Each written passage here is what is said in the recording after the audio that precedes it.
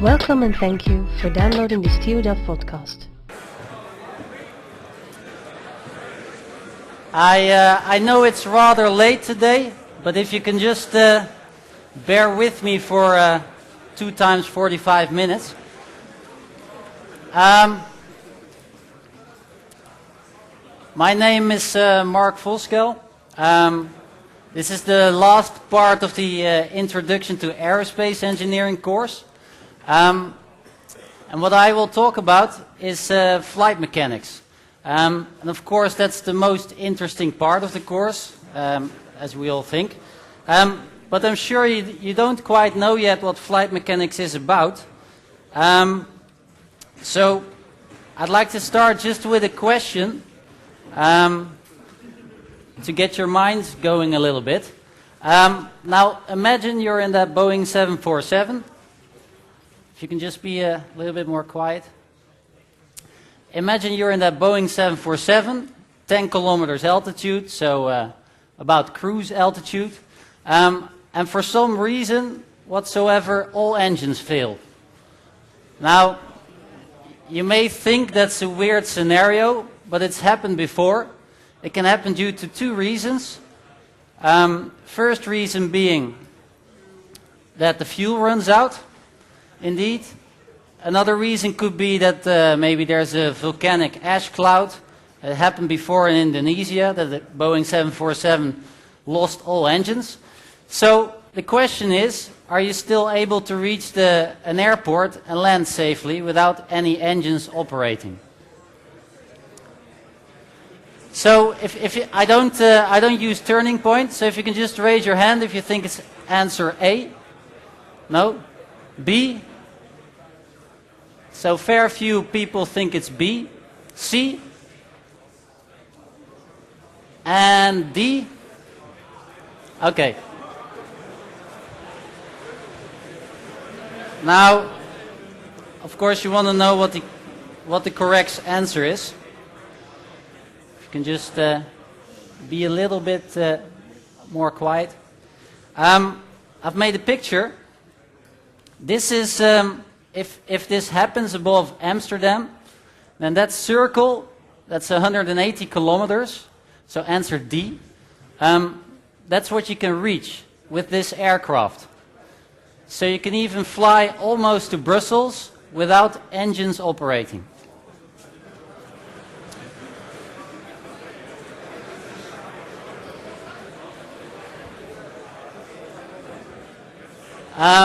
Now, to come back to the lecture, now this is typically a thing you'd like to calculate if you talk about flight mechanics.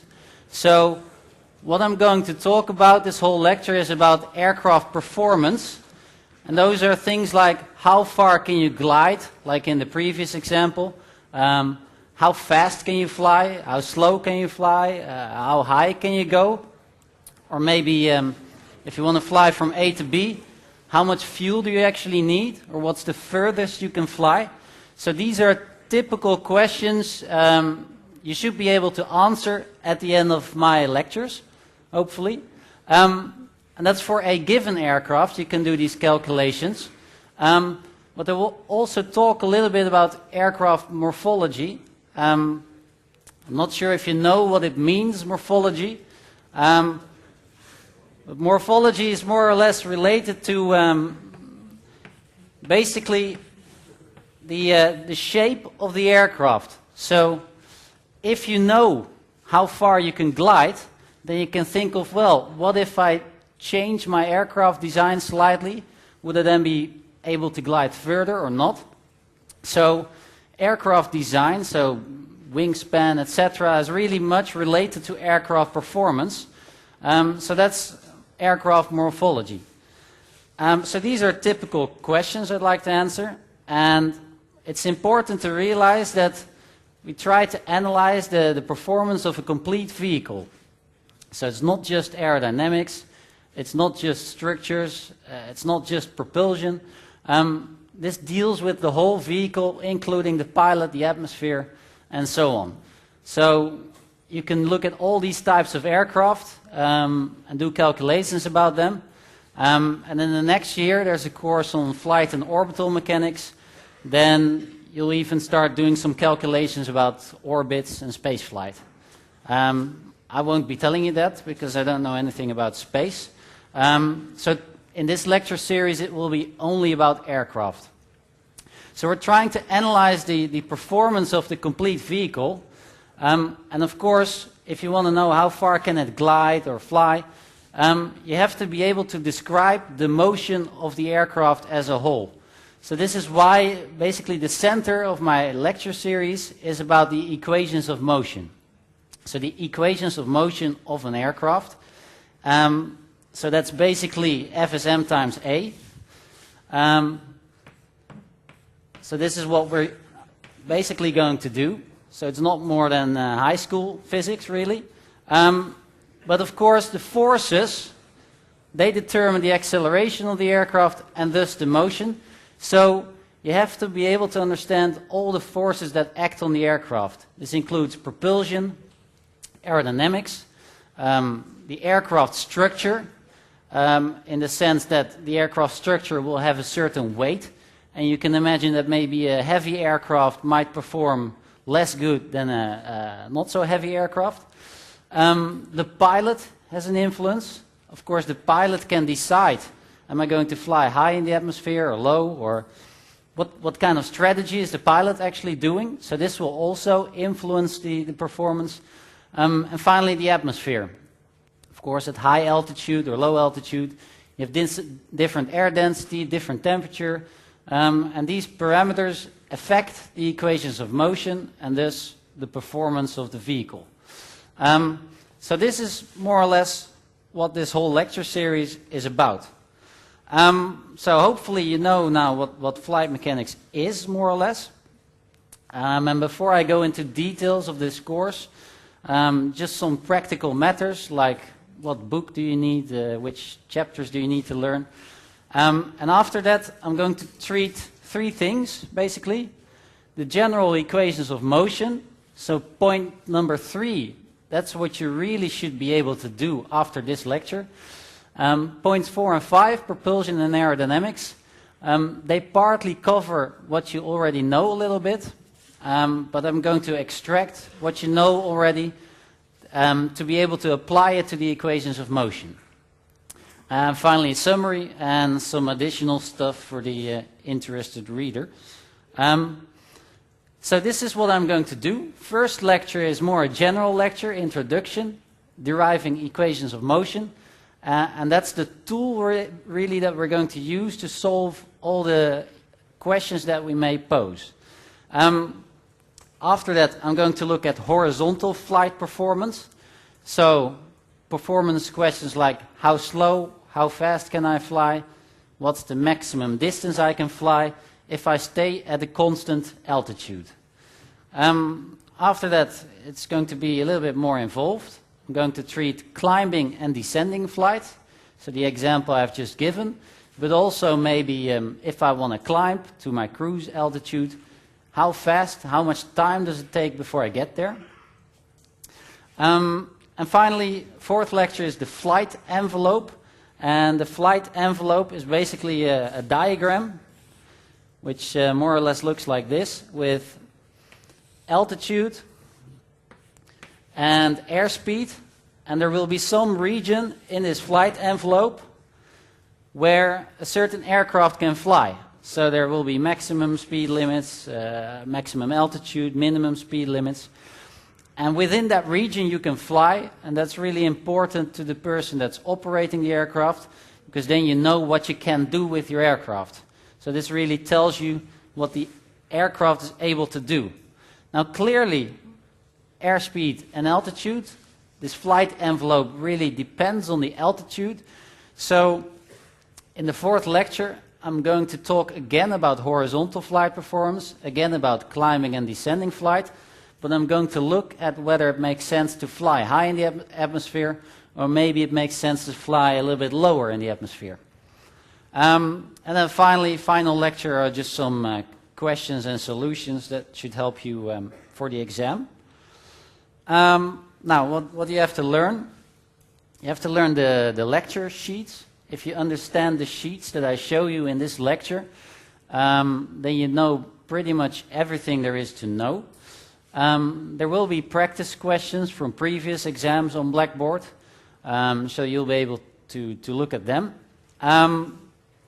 If you use Introduction to Flight, it's those paragraphs listed there, but I have to say that not everything that I'm telling you here today and in the next lectures is in fact included in Introduction to Flight. In addition, I don't think Introduction to Flight is a very good book. Well, it's a good book from if you're interested in aerodynamics, but considering this topic, it's not a really good book, and they use different notations than I do. So you can use it as background reading, but if you understand the sheets and you make some notes during this lecture, then you should have everything you need to know. There's also another book you could buy. It's only 14 euros. It's called Elements of Airplane Performance. It's not a waste of money because next year you'll need it anyway, so you might consider buying that. But that's up to you. Of course, everything I tell you will be put on Blackboard, but I will only put it on Blackboard after the lecture. So you have to wait for that. And there's no need to do any homework, so you can just come to the lecture and enjoy and pay attention, of course. But there's no need to really prepare you for these lectures. Just pay attention, that's the most important thing. So, general equations of motion, this is really the most important part of the lecture. So I'm going to derive equations of motion for an aircraft. And I'm going to do that in a couple of steps. I'm going to talk a little bit about Newton's laws, stuff you should really already know. I'm going to talk about coordinate systems. You can imagine if an aircraft is flying through the sky, then you need to define some axis systems to specify what the orientation of the plane is. Then I'm going to talk about some assumptions. We'll make some assumptions to make life a little bit easier. And then we'll derive equations of motion. So, now to start with Newton's laws, this equation really only holds when you're in an inertial frame of reference. And what does that mean? That's a frame of reference, so a coordinate system with axes, which is fixed in space and it's not moving at all. So it's completely at rest. Now, a coordinate system which is translating at a constant speed, you can prove that that's also an inertial frame of reference. And just to give you an example, let's say you were in a train and all the curtains are closed and the train is going at a constant speed, then except for some vibrations maybe, you don't notice at all that you're moving. So you can jump in the train and you'll land in the same spot. So that's in fact an inertial frame of reference, and the equations of motion there hold. If, however, that train would go through, you still have the curtains closed, and you'd go through a corner, so circular motion, so a rotating axis system, then you'd notice something. You suddenly notice that you'll get squashed against a window, like when you're in a car, when you go around the corner. So you can see immediately that that case is not an inertial frame of reference. But that's an important observation, because an aircraft which may be pulling up is, of course, going around the corner. So in that case, the aircraft is not, an axis system fixed to an aircraft is not in an inertial frame of reference anymore. So this is the basics. And then for this picture, I would urge you to make a drawing. Now, if you look up, so take out your notebooks, I would say. If you would look up all the previous exams over the past 4 or 5 years that this course has been existing, or a couple of years, I think there's been 4 exams, then each and single exam, there was a question whether you could draw this. So, I don't know much about statistics, but there's a fair chance that it will be asked again. So, coordinate systems, there are various coordinate systems you can actually describe. Of course, one that's really relevant and obvious is an axis system which is fixed to the Earth, like here. So basically, this is what we call the Earth axis system. Out of convention, you can choose whatever direction the x-axis is located. Of course, it doesn't really matter a lot if the aircraft is flying in that direction or in that direction for your calculations. So the x-axis, you're free to choose which direction it is. The z-axis here is pointing to the center of the Earth. Now that's just that's just an agreement. You could have chosen it the other way. This is the way it is, and it's completely fixed. So this thing is fixed to the Earth, it's not moving. Now, of course, the plane is moving around. So you could also say, I take this axis system, this Earth axis system, I take the same orientation as the one fixed to the Earth, but now I fix it to the plane. So this is what we call a moving Earth axis system. So it's the same axis system, same orientation, it's just traveling along with the plane. And that's quite convenient. Now, once you have this, then of course you can imagine there will be other axis systems, because a plane is not always in a horizontal attitude. So what we can also define is what is called a body axis system. Now, body axis system is fixed to the plane, and the x-axis is pointing through the nose of the aircraft. So you can see straight away that there's an angle called theta. Let's see if this works. Oh.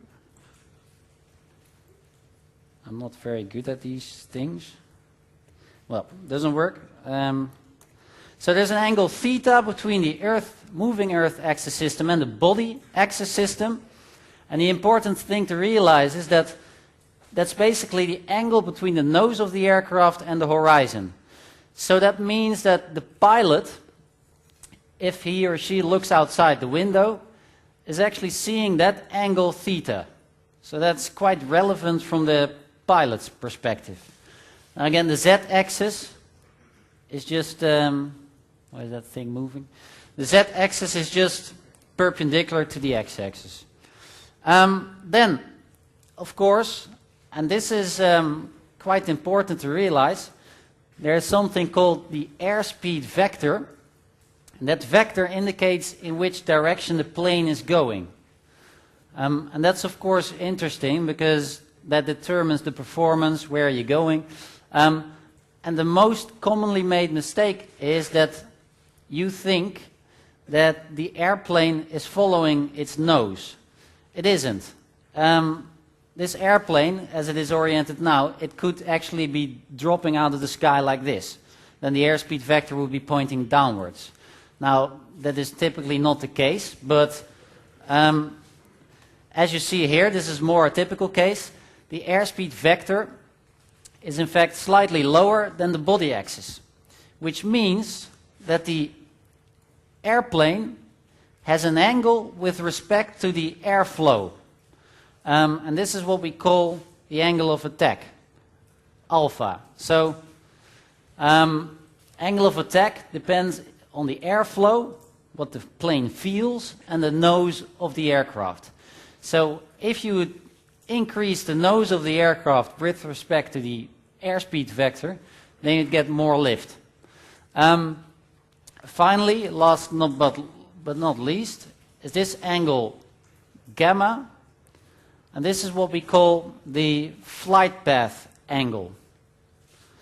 So the flight path angle gamma, that's the angle between the horizon and the airspeed vector, and it basically tells you how steep you're actually climbing or descending. So if you consider the case of the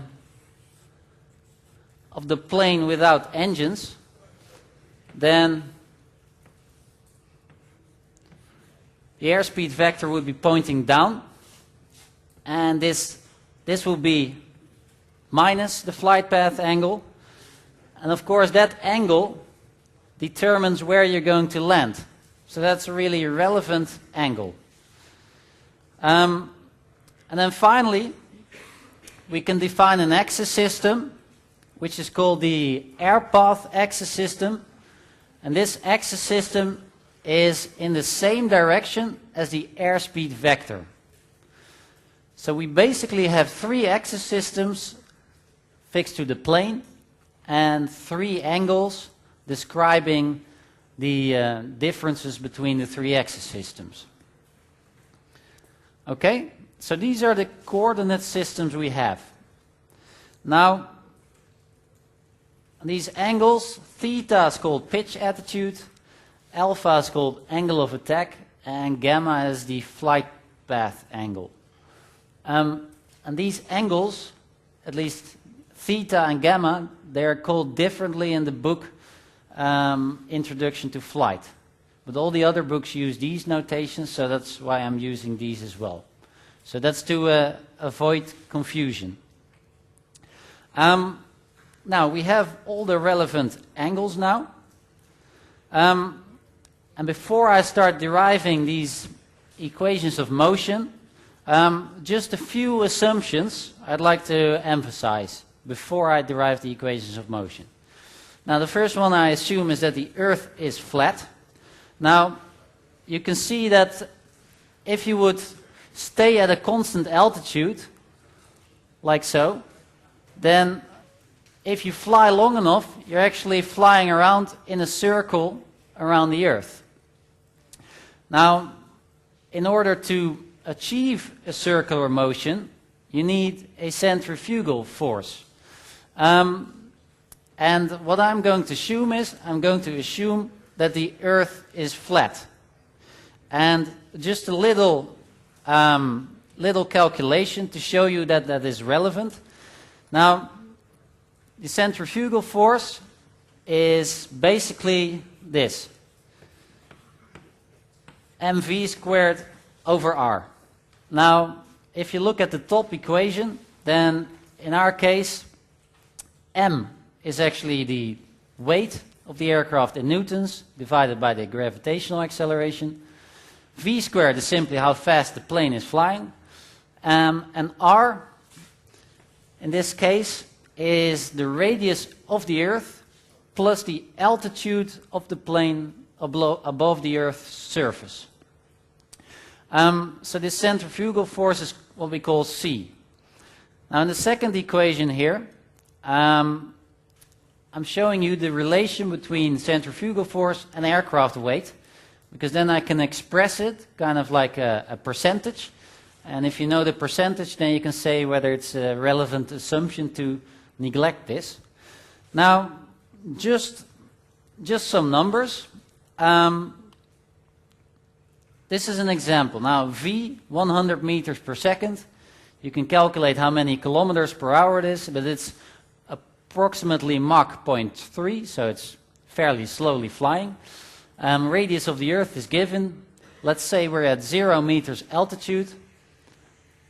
And then you can see that in this case, C divided by W is 0.00016, so 0.016%. So that's really neglectable, and you can leave this out of the equation. Of course, if you would start flying really fast, like hypersonic flight, or maybe you start flying really high, so almost into space, then this isn't neglectable anymore. But the types of aircraft I'm talking about in this lecture, they fly up to 10 kilometers. They may fly supersonic, but not a whole lot. So this is really quite a good assumption. Now, another assumption that I'm making is that the Earth is basically not rotating. Because there are a couple of effects actually that happen if the Earth is rotating. And you can imagine if you are, let's say you're somewhere over here at the equator, and you would move upwards, then on the equator you're turning around quite fastly if you just stand. And if you walk along the Earth's surface toward the north, then that rotational speed becomes less. So it's kind of comparable to, let's say this would be, well, you know, one of these discos where you have a dancing floor that turns around. If you're in the center and this thing is rotating and you'd walk outside, then you'd feel that the speed is increasing and you'd feel force. So these forces are present if you consider the rotation of the Earth. So that is a relevant thing, and it's actually something you can actually measure. So I have an example here. If you ever go to Paris, there's this museum, and they have a really big pendulum. Now, the pendulum is actually located over here, so it's a big ball, and the cable is very long, so it doesn't fit in the picture. But the idea is that if you were, let's say, on the North Pole, if this is the Earth, and it's rotating around like this, and let's say you put some device here with a pendulum which is going back and forth, then as the Earth is rotating around, you would notice that if you wait long enough, you actually see what's on the right here. So these forces that appear because the Earth is actually rotating, you can actually measure them. And in fact, this is how they proved a while ago that the Earth was actually round. Now, it takes a long time. It takes a day before the whole cycle is complete. So you can imagine that these forces are quite small and that we can actually neglect them now. But it is something you have to pay attention to next year if you start looking at orbital mechanics and spaceflight. Final assumption, I'm going to assume that gravitational acceleration is zero. Zero is constant. And that's in fact not completely true. If you go into space and a mass is further away from the Earth, you would notice the Earth to a lesser extent. So gravity is not constant, but if you consider normal aircraft flight up to say 80 kilometers, then gravitational acceleration is almost the same as at sea level. So that's, I think, a fairly relevant assumption. Final assumption I'm making is that I'm going to treat the aircraft like a point mass. I'm going to treat it like a little ball, basically, and I'm going to see what kind of motion it will make. So these are the basic assumptions. And now back to our equations of motion. So this is the picture I just made before. And what I'm going to do now is I'm going to make a free body diagram with all the forces, and a kinetic diagram with all the accelerations of the plane. Combining those will give us the equations of motion. So let's just list which kind of forces there actually are acting on the plane. Now, clearly there's an aircraft weight, and you can imagine aircraft weight is always pointing towards the center of the Earth.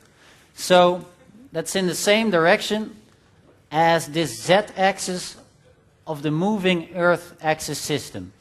So you can see straight away that these axis systems will become relevant right now.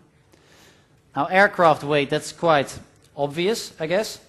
But now let's have a look at the lift vector. And lift is by definition always perpendicular to the airspeed vector. So that's something to pay attention to, because in most courses you just consider, say, horizontal flight, and then lift is pointing upwards. But you could imagine if you're flying straight up with a fighter aircraft, then lift is actually pointing in that way. So lift perpendicular to the airspeed, by definition. So it's in this air path axis system. So it's in the XA and ZA axis system.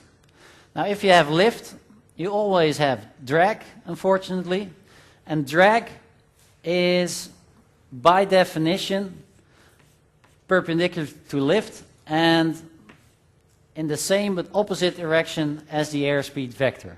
So that's pointing backwards. And in this case, since we're climbing, in fact, the airspeed vector is at a slight angle upwards, aerodynamic drag is actually pointing downwards a little bit. Then finally, we have a thrust vector. Of course, you have a propulsion system, and a propulsion system always creates a force, thrust, and that force doesn't necessarily have to be in the same direction as the nose of the plane. Just to give you a simple example, I don't know if you know this aircraft, but this is a tilt rotor aircraft, so it's kind of a mix between a helicopter and a propeller aircraft. But these big rotors, they can point upwards and forwards, but you can see straight away that in this case, the thrust vector may be in a completely different direction than the airspeed vector. So these are the forces that we have, and I've introduced one new angle over here, and that's called the angle of attack of the thrust vector. So the thrust vector has an angle with respect to the airspeed vector. So again, it's called alpha, but now since it's of the thrust, we call it alpha t. Now let's start writing down the equations of motion. So we're going to sum all the forces in two directions. Of course, a plane can move in two directions, or in two dimensions. So we're going to sum all the forces parallel to the airspeed vector. And now you may ask, why parallel to the airspeed vector? Why not just horizontal? If you take another direction, it's also fine. But if you take forces parallel to the airspeed vector, then that's convenient and you get simpler equations. So it just makes life a little bit easier. Now, the accelerations we don't know yet, but we can start looking at the forces. And you can see that the thrust vector has a component, a cosine component in the direction of the airspeed. So the cosine of this alpha t times the thrust vector, that's the component of the thrust in the direction of the airspeed. Now, drag is parallel to the airspeed, but in the opposite direction. So we have minus the drag. And the weight is in fact also pointing slightly backwards with respect to the airspeed vector. And I should really have drawn the ZA axis in between these two axes, because the ZA axis is perpendicular to the airspeed. So you can see, if you take the component of the weight parallel to the airspeed, you get minus the weight and the sine of the flight path angle, gamma. So these are all the forces parallel to the airspeed. Now, it can do the same thing, but then perpendicular to the airspeed. So the sum of the forces perpendicular to the airspeed vector, they are as follows. By definition, lift is perpendicular to airspeed. So we have lift. Now the weight is pointing downwards, and there's again this angle between the ZA axis and the moving Earth axis. So the weight component in this case is not the sine of gamma, but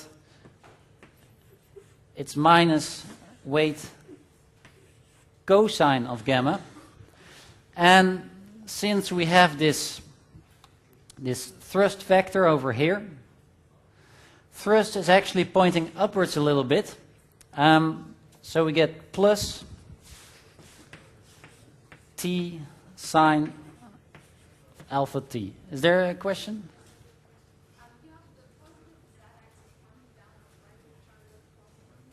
Sorry?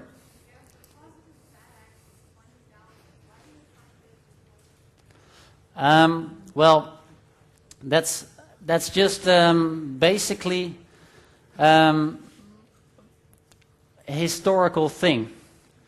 It's just something you can agree on. You could also define another axis system and say, okay, I'm going to put z-axis upwards.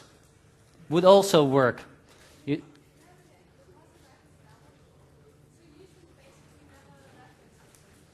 Sorry?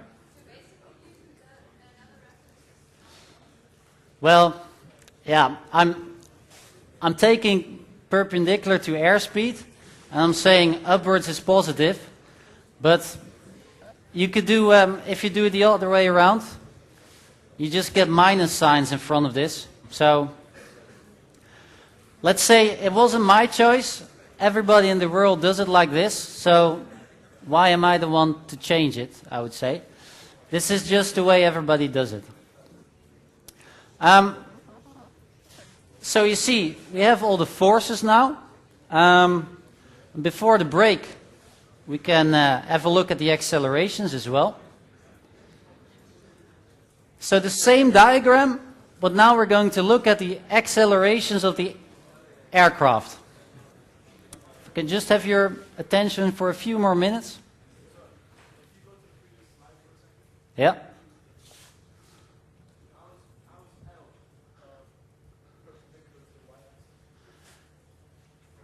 There is, well, the y-axis is in fact pointing outside the board, but L is perpendicular to the airspeed vector. So maybe I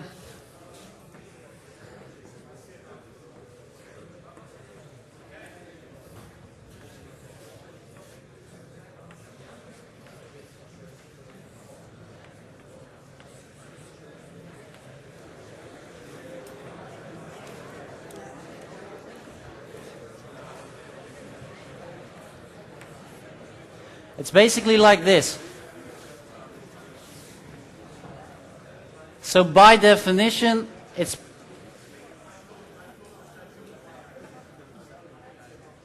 okay. Then back to the accelerations, and we're almost at where we want to be. That's the equations of motion.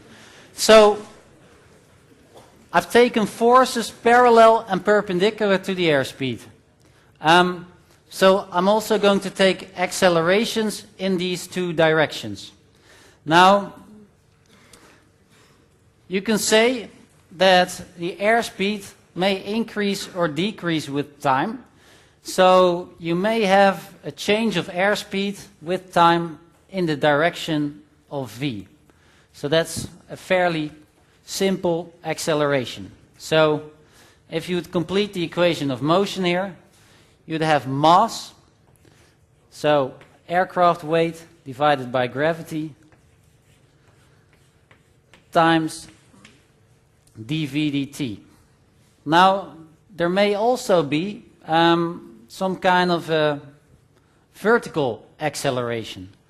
And you know that if you have an acceleration perpendicular to the speed vector, then you will start to go in a circular motion.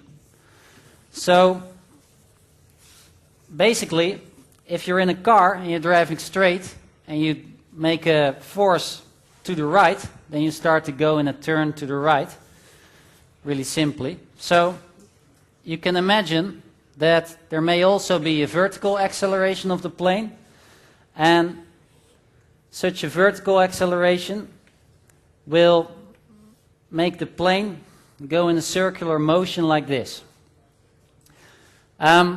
So imagine this is a circle, and this is the airspeed vector. We have this angle gamma. So if you're going in a circular motion like this, then you basically have a change of this angle gamma of the airspeed vector with the horizon with time. And you also know, because we're considering a circular motion, that this airspeed vector will be angular velocity multiplied with radius. Or sorry. So, yeah. Multiplied with radius. So, if you look at the vertical acceleration, then this may look a bit odd to you. I'm writing down v times d gamma dt. That may be a little bit strange. You think, where does that come from? But it's in fact the same as having v squared over r. In this case, you don't know what r is, so it's more convenient to work with this gamma. But you can see from circular motion there's a relation between change of flight path angle with time and the radius. So we have a vertical acceleration, and this finalizes my story about the equations of motion. So the equations of motion then become this. So we have a vertical acceleration times the mass, and then we end up with these two equations. So we have one plane, it's able to move in two directions, two-dimensional space. We're treating it basically like one mass which is moving around. So we end up with two equations of motion that describe what the aircraft is doing.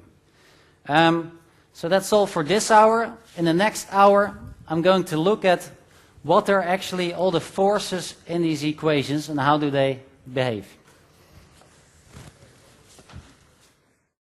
If you can all sit down in the back. I just concluded with two equations of motion. And as you can see, I just tried to get the pen working, but I was actually drawing on the other side of the screen, so I'm going to continue with the chalk. I got about 10 times the same question during the break, so before I continue I want to make one thing clear. That's the following. If you're traveling in a circular motion,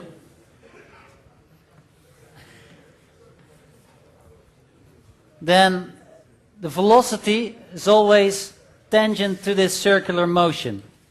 Now, the angle you have here is gamma, flight path angle, with respect to the horizon. You cannot see it. Is this better?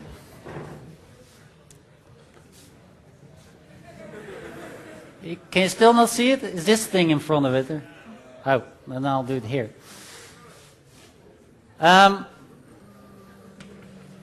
So,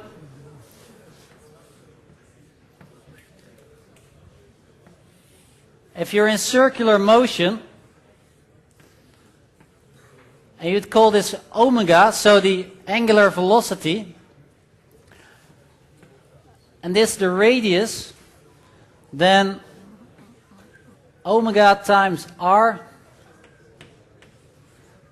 equals the speed. Now, in our case, this angle is called gamma, so omega is in fact change of gamma with time. So this means that omega r is in fact d gamma dt, R is V.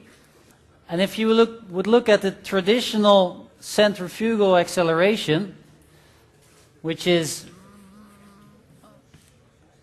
mv squared over R, and I put this in the equation, so I replace one of the v's with d gamma dt R, I get R divided by R. So this is the same as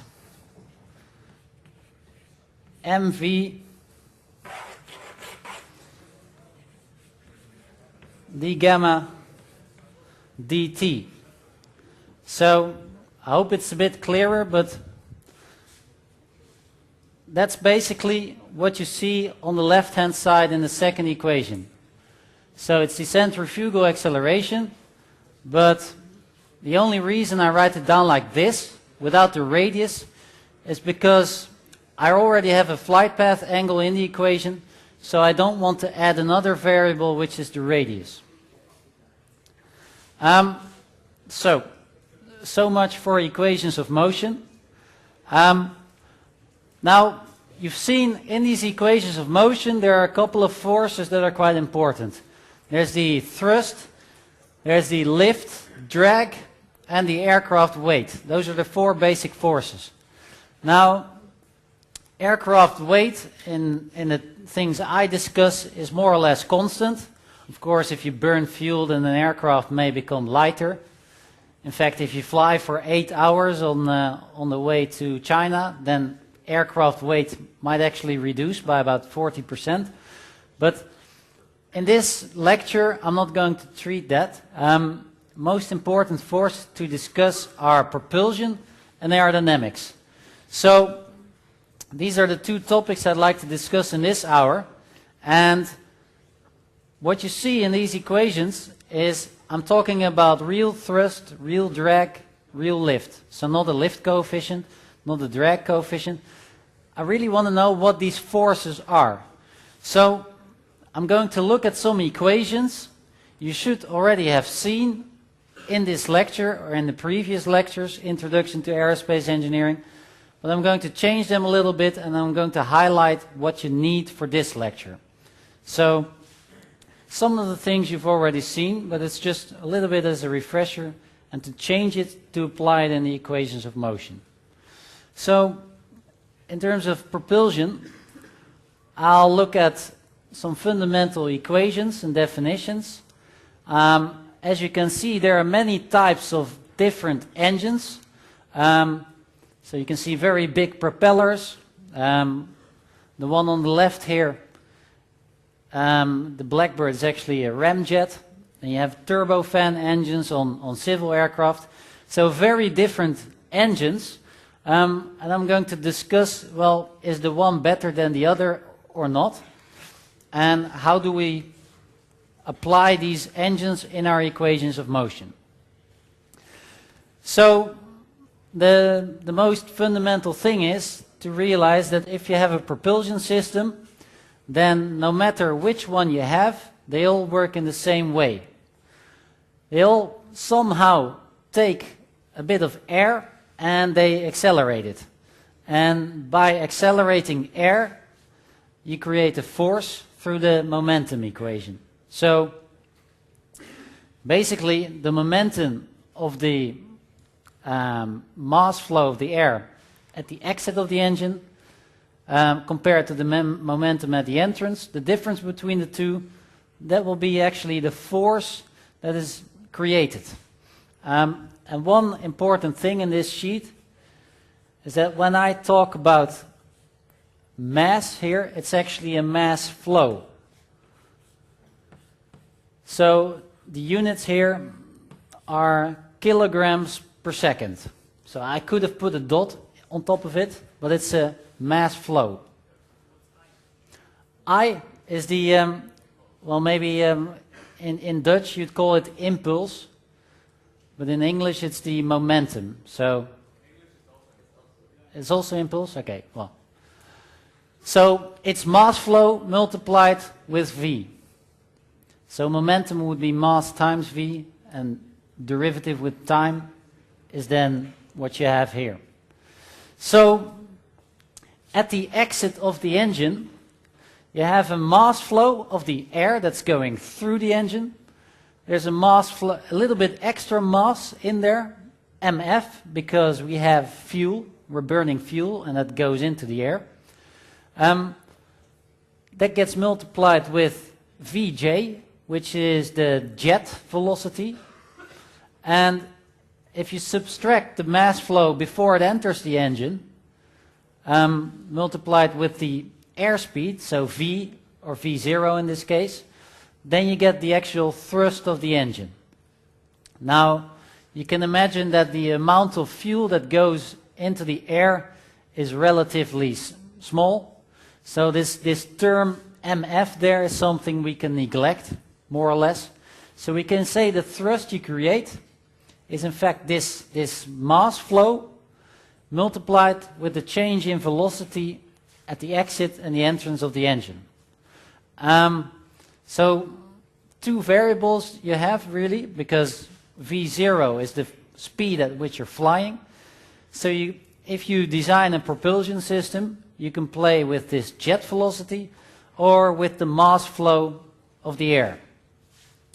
So basically you have two options in order to create the same amount of thrust.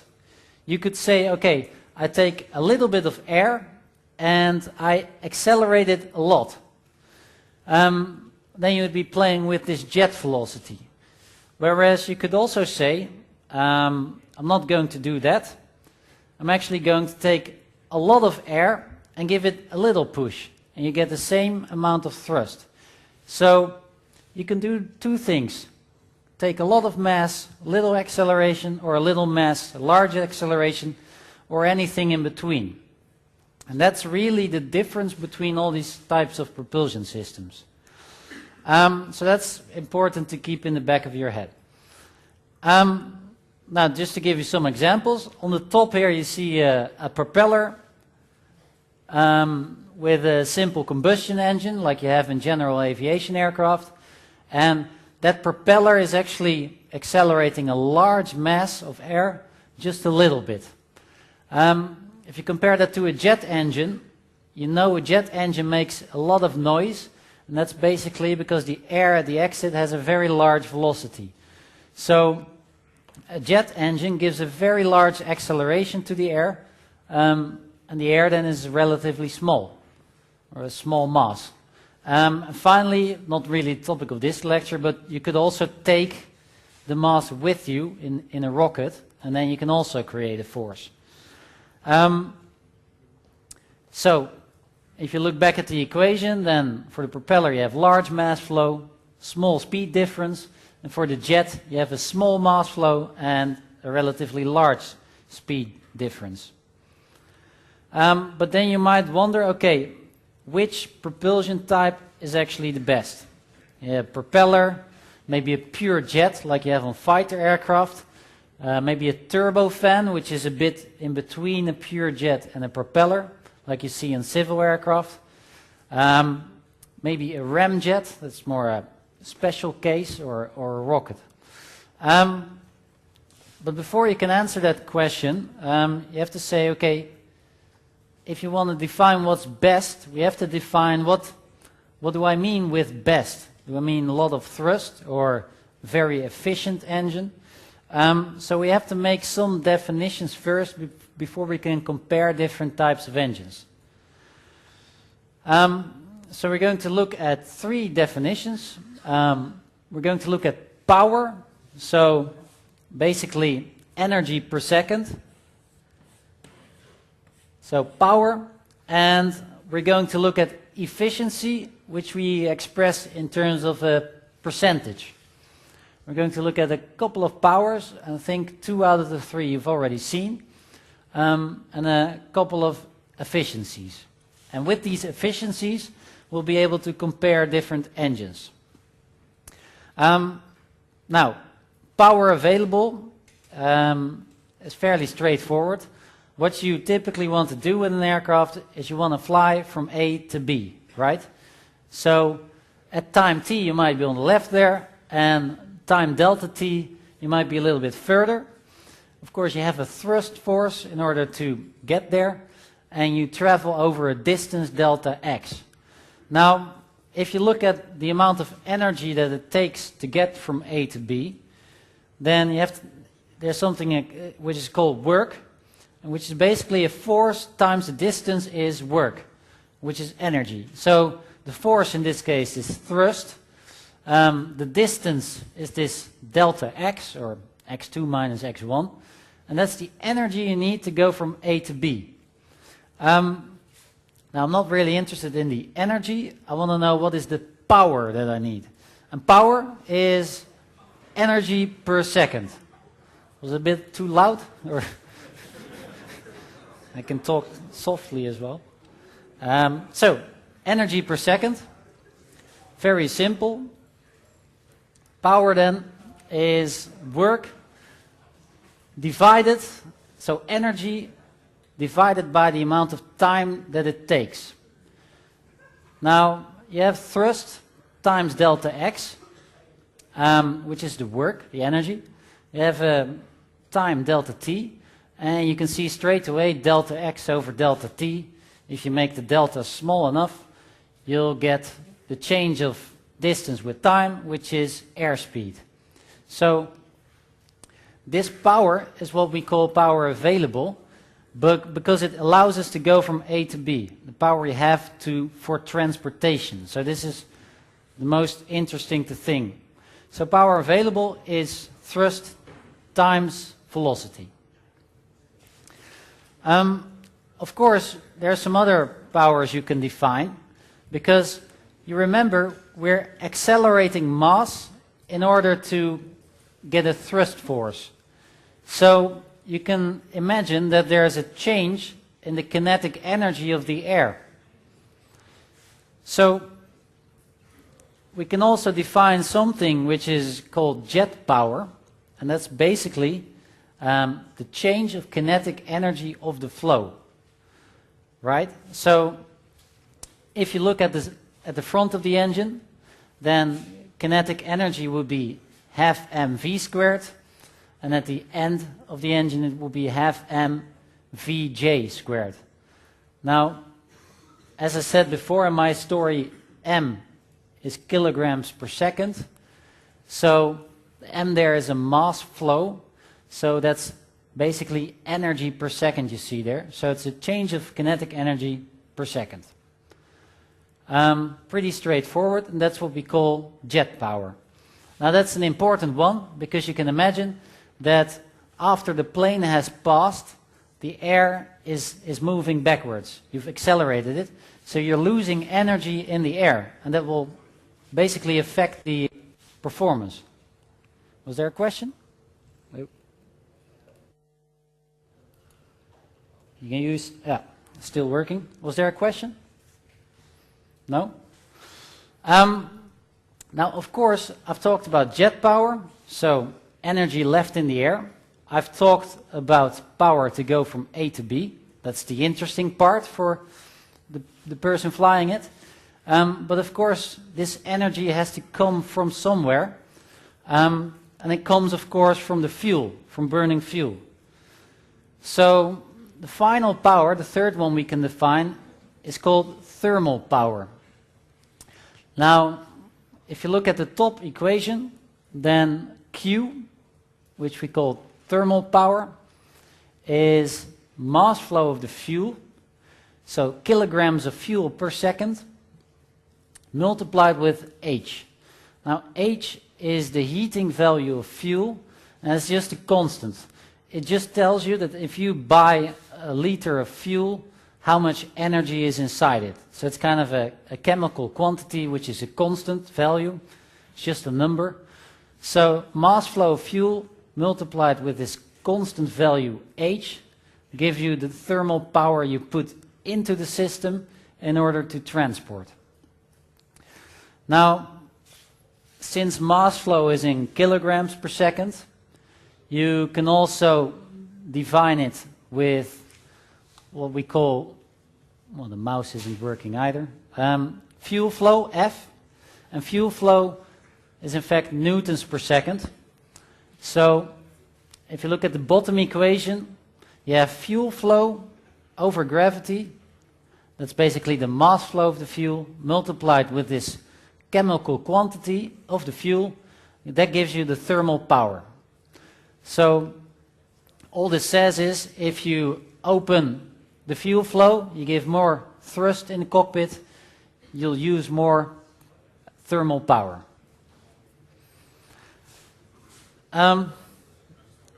Yes? Yeah, that's actually not really relevant for this lecture, but M in the third equation is the mass flow of the outside air. So you could also say that all the energy of the fuel is transferred into the mass of the outside air. So it's basically heating the air.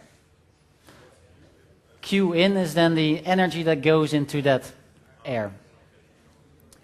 So you can imagine that if you've flown a certain while, you also heat up the atmosphere simply by warming up the air. But now let's have a look at efficiency. And I'm going to define total efficiency as power available divided by thermal power. Because power available is that power related from flying from A to B, and Q, thermal power, is basically the amount of fuel you need. So this total efficiency just tells you, okay, if I go from A to B, I need a certain amount of fuel. And it tells you how efficient you transfer the fuel into transportation. Now, you can understand that if you take jet power divided by jet power, that's equal to 1. So in the second equation, I've multiplied total efficiency with 1, jet power divided by jet power, and then I've rewritten it slightly. So power available divided by jet power, multiplied with jet power divided by thermal power. And if I do that, then I can make a distinction in efficiency. I can say, well, total efficiency is then power available divided by jet power, which is something we call propulsive efficiency, multiplied with jet power divided by thermal power, and that's what we call thermal efficiency. So I just made a distinction between two efficiencies. So total efficiency is a multiplication of thermal efficiency and thermal efficiency.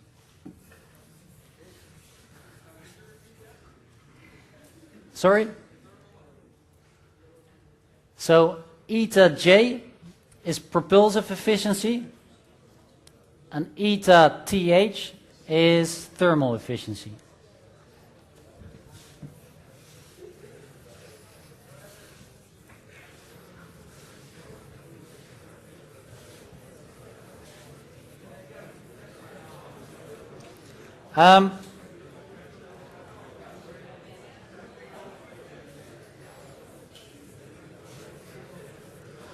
But now let's have a bit of a closer look. If I can have your attention for a minute. Let's have a closer look at this propulsive efficiency. Okay? So this propulsive efficiency we defined as power available divided by jet power, right? As we see here. Now, we already know power available is thrust multiplied with velocity, and jet power is a half m Vj squared minus a half m v squared. So that was that change in kinetic energy. Now, we already have an equation for the thrust, because thrust is mass times Vj minus V. And then of course we still have this V here. So multiplied with V. Now there's a half m here in both sides, so I can say divide by half m. And then I can say Vj squared minus V squared. That's actually the same as saying Vj minus V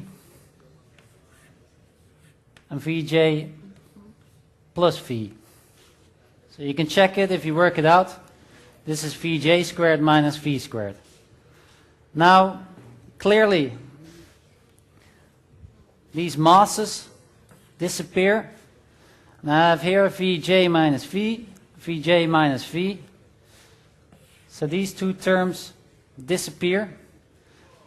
So I end up with thermal efficiency being, I hope it's readable, 2V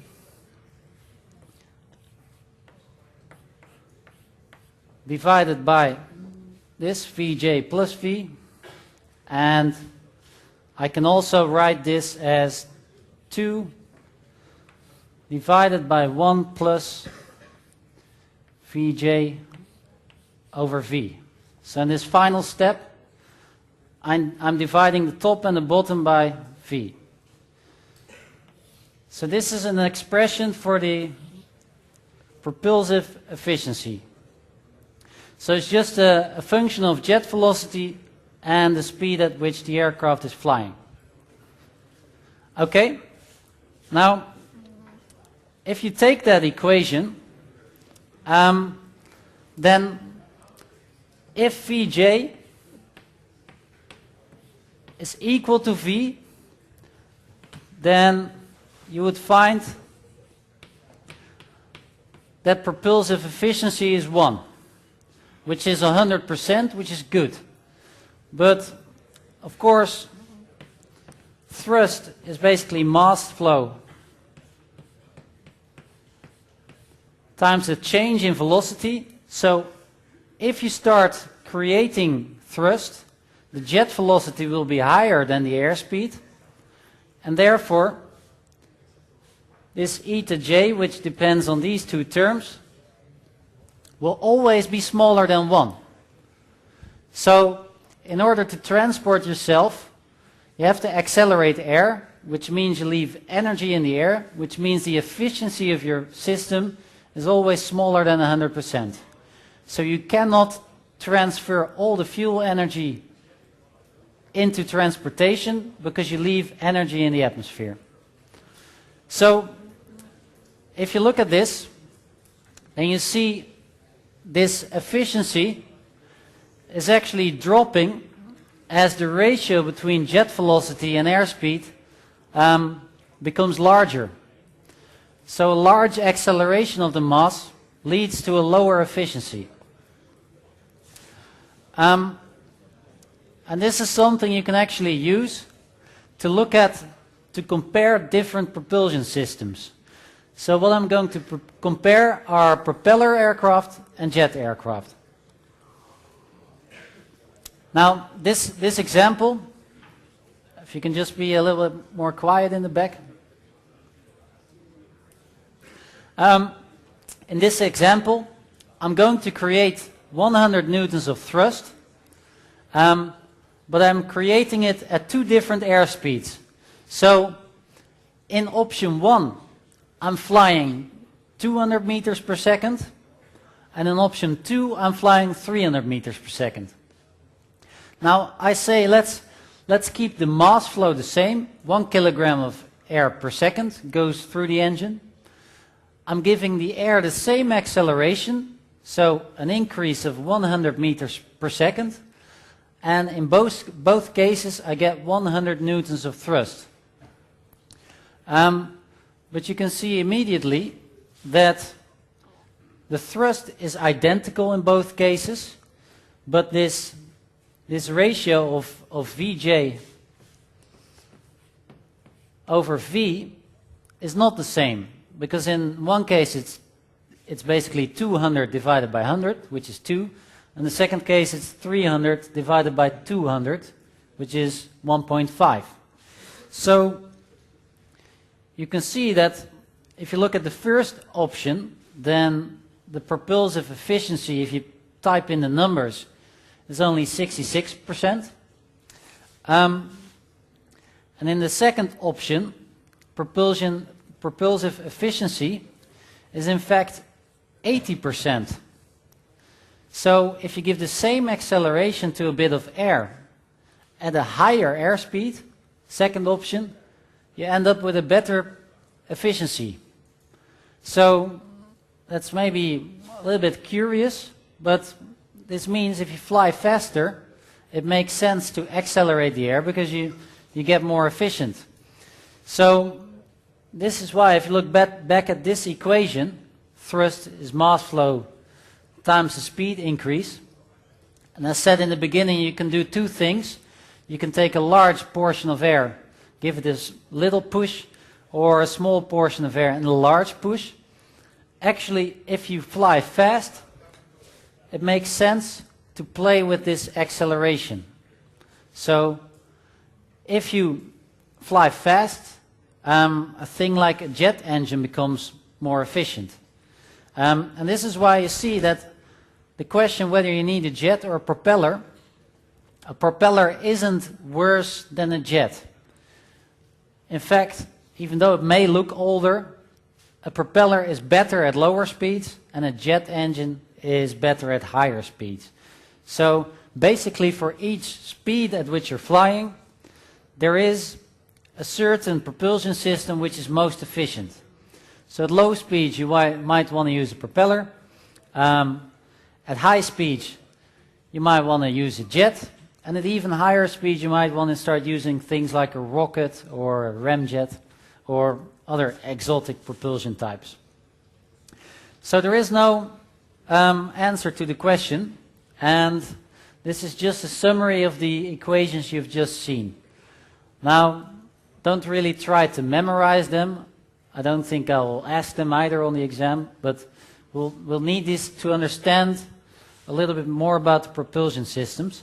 But what I talked about so far is I talked about propulsion systems in general, but let's now have a look at two different types of propulsion systems and how they actually behave. So we have a jet engine, which is one case I'm going to treat, and a propeller engine is the other option. And a jet engine more or less works like this. Air comes in at the left-hand side, and this air is actually standing still and the engine is moving. But in this picture the engine is of course still.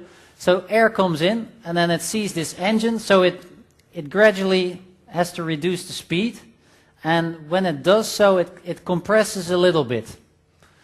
So the pressure increases a little bit in front of the engine.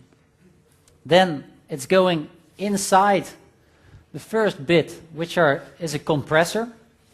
So these green discs, actually one green disc is rotating and the next disc is standing still, and then another one is rotating again. And what this thing is doing is it's putting energy into the air and then stopping it again. And by doing so, it increases the pressure of the air. So how it exactly works at this moment is not so important. What's important to realize that after the compressor, the air pressure has increased by maybe a factor 30. So you started with atmospheric pressure, then you had a little pressure increase because the air hit the engine, and then inside the compressor, the pressure increases a lot. Then after the compressor, fuel is injected into the engine. It's then ignited, and of course you have now a high pressure gas, which is very, very warm because you just combusted the kerosene. And of course that gas wants to expand. You know, it's very hot, very high pressure. Now the turbine is basically a thing which is more or less, it's connected to the compressor, and the air is trying to expand, and as it does so, it goes through the turbine. So it's a bit like a wind turbine. Air comes by and the thing starts to rotate. Now, because it starts to rotate, a part of the energy is extracted out of the air, and that rotation is used basically, I don't know why this doesn't work, but the turbine is basically used to drive the compressor. But since we put a lot of energy into the gas in terms of kerosene or fuel, there's still a lot of energy left after the air has passed through the turbine. And then, since there's still energy, it will accelerate when it exits the engine. It goes through the nozzle in order to make it expand nicely. And of course, the air there has a higher velocity than at the entrance, and the temperature is also higher. Now, just summarizing, at the intake I said, well, the air comes kind of to a standstill in front of the engine, and that makes the air pressure increase a little bit at the intake. But that compression at the intake is quite low. Maybe pressure increases by 50%, but it's really neglectable to what happens inside the engine. So inside the engine, the compressor makes the compression ratio up to a factor 30 or 40. And the jet velocity at the end is very high.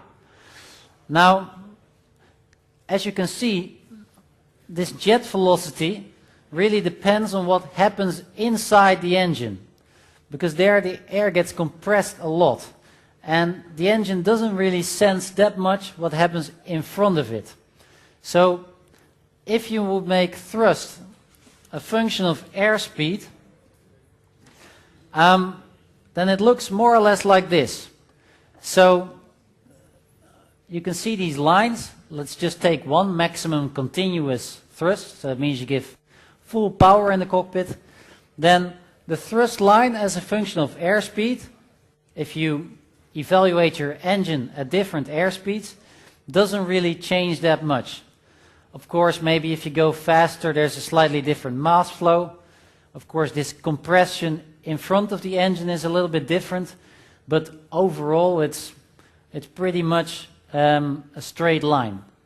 You could make this diagram on the left for a lot of jet engines, and they all look more or less the same.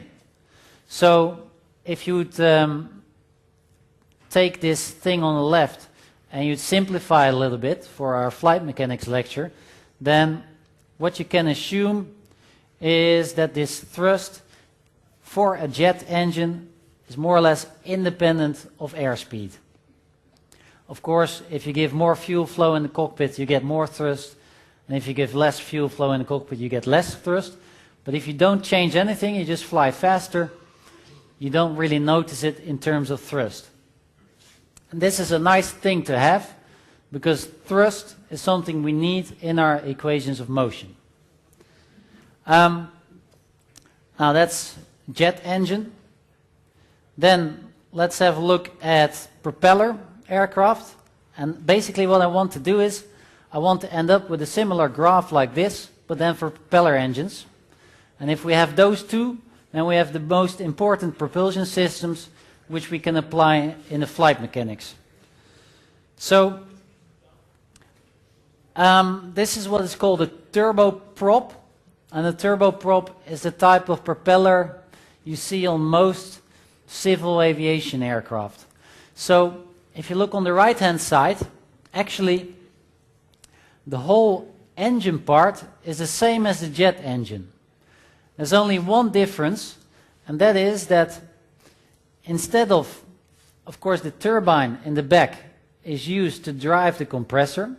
So you have this high pressure gas in the combustion chamber, which tries to expand. It's very warm. It goes through the turbine, but in a turboprop, you actually have a little larger turbine. So instead of letting the air out at the end at a high velocity, you use that energy which is still left in the air actually to drive the propeller. So there's a shaft going to the propeller. There might be a gearbox to make the propeller rotate at the appropriate speed. But basically, all the energy is used to drive the propeller instead of accelerating the air.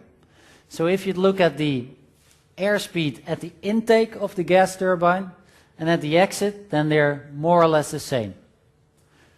But of course the propeller is rotating, and the propeller is the device that's actually accelerating the air and creating thrust. So, of course, what you would see then, if you consider a propeller, then in front of the propeller there's a certain airspeed, and since the propeller is rotating, it's actually accelerating the air backwards. But how does that actually work in detail? Now this is a picture you then have to look at for a couple of minutes maybe. But if you consider a propeller blade, then this is actually quite similar to an aircraft wing. If you make a cross section like it's done over there, then that cross section is in fact just an airfoil like on a wing. So if you look at that cross section, then it's actually traveling at a very high speed just because the propeller is rotating. So this cross section has a large speed due to the rotation. Now, of course, the propeller as a whole is also traveling forward, which is V0. So the cross section sees the combination of these two velocities. So omega r and v, together you get some kind of a total velocity. And the angle between the actual cross section and the total velocity is then the angle of attack of the blade section. And of course the angle with this horizon is what we call beta, and that's simply how you design the propeller. So that's a geometrical thing, that's an angle you've given the cross section. Now of course, because you have an angle of attack here, you get lift and you get drag. And that's very nice, of course, because the lift basically creates your forward thrust. And you more or less create lift by, if you look at a wing of an aircraft, and air flows by, then the wing actually pushes the air down. So this is how the propeller accelerates the air backwards. So what we see is air accelerates through the propeller. Is there a question? Yes. Good question. Yeah. The question is, does this blade have to have different geometry at the outside or the inside? It does, because you can see that this omega r, omega is how fast the propeller is rotating and r is the radius. Then the angle of attack depends on the radius. So if you're at the tip of the blade, you have different r, so different angle of attack. So you see the propeller blades kind of are curved like this, in order to have the same angle of attack along the whole propeller. Skip this. One thing you have to be aware of is, I just need 2 more minutes I think. One thing you have to be aware of is that this picture I've drawn here isn't completely true, because the air is actually accelerated through the disc. So the airflow at the disc of the propeller is a bit higher than the actual airspeed of the vehicle. So if you make the full picture, and I don't say you have to do this yourself, this is just for information, then there is an additional velocity, Vi, which is because air is going a bit faster through the propeller, so this affects the angle of attack a little bit. But we don't really need that now. All we need to know is that the geometric angle of the profile affects basically the angle of attack of the local blade section, and therefore it affects the lift and the drag. So you can imagine that since the forward velocity also affects the angle of attack, then maybe if you fly faster, it would be nice if you could change the pitch or this angle of the blade. So what you see, I just need 1 more minute, so just be patient. If you see a propeller operating at takeoff, so no speed, then you could have a different attitude of the propeller compared to when you're flying forward in order to have the same angle of attack. So most propellers of turboprop planes, they can actually change the pitch of the blades during flight. So if they go faster, they change the blade angle. Maybe if they have an engine failure, you could put it such that it doesn't create that much drag, so you can glide well. And actually when you're landing, you could actually make reverse thrust with a propeller. So this is a nice feature. And because of this, if you make a picture of the efficiency of the propeller as a function of J, and J is basically it's basically a non-dimensional velocity of the plane. So if J is 2, you're flying faster than J is 1. And what I've shown here are efficiency curves for different angles of this propeller blade. So you can imagine that you get the best efficiency at a certain angle of attack, because then you have the best lift over drag ratio. And this efficiency occurs at a different speed for each blade setting. So what's nice now is that you can play with the blade setting as a function of airspeed to get maximum efficiency for each airspeed. So if you look at this efficiency curve and you change the blade pitch throughout flight, then you could achieve maximum efficiency. And this is why, and this is the final thing, this is why we can assume that for a propeller aircraft, since we can apply different blade pitches throughout the airspeed range, you can actually say that power available, which depends on this efficiency, is pretty much constant as a function of airspeed. So this is all I wanted to say about propulsion, and in the next lecture I'll tell you a little bit about aerodynamics. Please visit our OpenCourseware website for more information. See you at our next podcast.